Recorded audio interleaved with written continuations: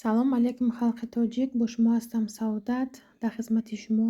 Имрӯз боша мо дар як рӯзи истироҳатӣ, иҷа боша ма саҳар қати хестам қафои шир, иҷа боша мо дар ферма шир овардан ва ширҳои ферма беҳад ширҳои фасон ҳастанд, ширҳои серқаймоқ, ҳамихе тамоман переработат кардагӣ нестанд, ранги ширҳои қишлоқанд.